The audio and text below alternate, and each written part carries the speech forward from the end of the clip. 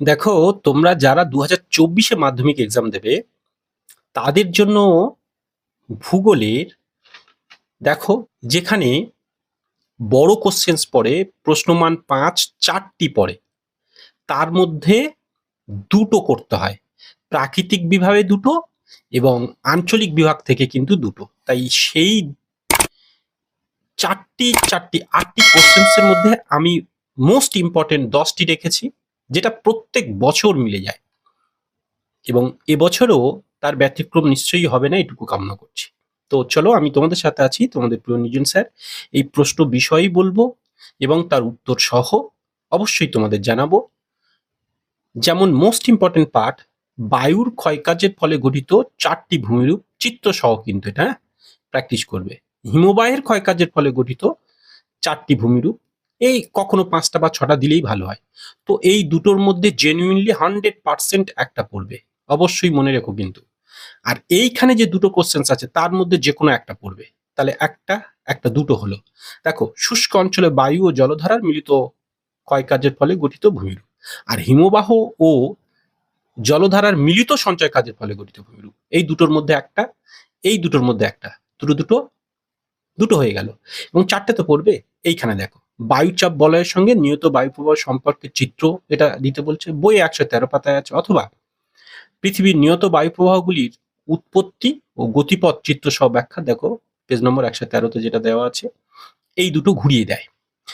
এখান থেকে একটা, তাহলে 3টে হলো। আর এই একটা দাগ, বায়ুমণ্ডলের ট্রোপোস্ফিয়ার ও স্ট্র্যাটোস্ফিয়ার তার বৈশিষ্ট্য, স্তরের বৈশিষ্ট্য সংক্ষেপে। অথবা এটা ঘুরিয়ে বড় করে পড়বে, উষ্ণতার তারতম্য অনুযায়ী বায়ুমণ্ডলের স্তর বিন্যাস।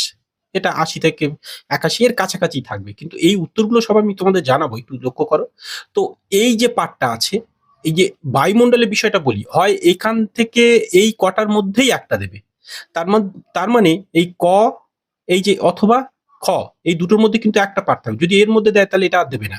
তো ফলে এরকম, তাহলে ওই দুটোর মধ্যে আমার মতে এখানে একটা, এইখানে একটা, দুটো, এই কটা পার্টের মধ্যে একটা, 3টে। আর এই একটা পড়ে রয়েছে, জোয়ার ভাটার সৃষ্টির কারণ আর বায়ুচাপের তারতম্যের কারণ, এই দুটোর মধ্যে একটা। তাহলে মোট 4টে কোশ্চেন্স পড়বে। তার মানে আমি তোমাদের মোস্ট প্রবাবলি কটা দিলাম, তাহলে এখানে লক্ষ্য করো, একটা, দুটো, এটা অবলিগলি একই প্রশ্ন, 3টে, 4টে, 5টা, 6টা, 7টা, 8টা, 9টা, কিন্তু এর মধ্যে তোমার কি পড়বে, 4টে।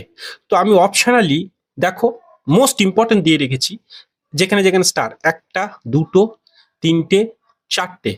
এইখানে দেখো, জোয়ার ভাটা সৃষ্টির কারণ 5টা, এই একটা, 6টা। অর্থাৎ এইগুলো হচ্ছে মোস্ট ইম্পর্টেন্ট। এখন আমি এইগুলো বাদ দিয়েছি এই জন্যই যে এগুলো একটু জটিল হয়। এর মধ্যে 100% তুমি দুটো তো করতে হবে, পেয়ে যাবে। এটা গেল প্রাকৃতিক বিভাগে। এবার আমি আঞ্চলিকে আসবো। দেখো এইখানে লক্ষ্য করো, আঞ্চলিক বিভাগে পূর্ব ও পূর্ব উপকূলীয় ও পশ্চিম উপকূলীয় সমভূমির বৈশিষ্ট্য, যেটা উত্তর ভারতের নদ নদী দক্ষিণ ভারতের নদ নদী পার্থক্য পড়ে গেছে, আর একটা পার্থক্য এটা রয়েছে, আমি সব উত্তরগুলো জানাবো। আর ধান, গম, চা, আখ, এদের অনুকূল ভৌগোলিক পরিবেশ আলোচনা করতে হচ্ছে। এটাও একটা ছকের মধ্যে মাধ্যমে আছে, সবটাই আমি তোমাদের জানাবো। আর এই দেখো, পূর্ব ও মধ্য ভারতের লৌহ ইস্পাত শিল্প গড়ে ওঠার কারণগুলি লেখো। তাহলে এইখান থেকে আঞ্চলিক বিভাগে সবে 3টে কোশ্চেন তোমাদের। ইম্পর্টেন্টলি 3টের মধ্যেই 3টেই ইম্পর্টেন্ট, এটা পড়বে। এর মধ্যে কোনো একটা দিয়ে দেবে, এর মধ্যে এটা 100%, তো এর মধ্যে একটা পড়বেই, 100% জেনে নাও, 2 এর দাগে একটা পড়বেই। আর এই একটা পূর্ব ভারতের, এইটার অবলিক থাকে। আরেকটা বলছি শোনো, এইটা ছাড়া অন্য ধরনের পড়তে পারে, ওপারের পেজে দেখাবো আমরা। যেমন দেখো, এইখানে লক্ষ্য করো, পশ্চিম ভারতের কার্পাস বহন শিল্পের একদেশী ভবনের কারণ, এই দুটোর মধ্যে একটা পড়ে। আর এইখানে দেখো, নগর গড়ে ওঠার প্রধান কারণ, সমস্যাগুলো। আর ভারতীয় জলবায়ু নিয়ন্ত্রকগুলি বা প্রধান প্রধান বৈশিষ্ট্যগুলি লেখো। তা এই পেজে দেখো আমি স্টার দিয়েছি, দেখো কার্পাস বহন শিল্প আর ওপারের মধ্যে একটা, এই একটা এখানে আছে জলবায়ু নিয়ন্ত্রকগুলি, তাহলে একটা, এইটা, আর তার সাথে সাথে অবলিক দিয়ে এইটা, তাহলে দুটো। আর এই দুটোর মধ্যে 3টে 4টে এই পার্ট থেকে, তাহলে এই অবশ্যই, তাহলে এখান থেকেও 4টে, ওখান থেকেও, তাহলে এইদিকে আমি 6টা জানিয়েছিলাম মোস্ট ইম্পর্টেন্ট, এবং স্টার দিয়ে দিয়ে, আর এখান থেকে 4টে, তাহলে 10টা। এইগুলোই হচ্ছে মোস্ট ইম্পর্টেন্ট তোমাদের। আর টোটালি কিন্তু প্রশ্ন হলো প্রায় ধরো 12। এখান থেকে তোমাদের জানিয়েছিলাম একটা, দুটো, 3টে, 4টে, 5টা, 6টা, 7টা, 8টা, 9টা, 10, 11, 12, ওদিকে 3টে, 13, 14, 15টা। তার মধ্যে 8টা পড়বে কিন্তু, আর তার মধ্যে মোস্ট ইম্পর্টেন্ট আবার 10টা বেছে দিলাম আমি। তো এইগুলো ভীষণই ইম্পর্টেন্ট। আর দেখো, এই যে বায়ুর ক্ষয়কাজের ফলে গঠিত ভূমিরূপ, এইখানে আমার কিন্তু সব উত্তরগুলো করে দেওয়া আছে। তো আমি তোমাদের ধীরে ধীরে, এই পর্বটা একটু বড় হচ্ছে যেমন বায়ুর ক্ষয়কাজের ফলে গঠিত ভূমিরূপ, এই যে উত্তর করে দেওয়া আছে, আমি তোমাদের এগুলো জানাবো, তবে অন্য একটি পর্বে। ভিডিওটিকে লং করতে আমি দেব না।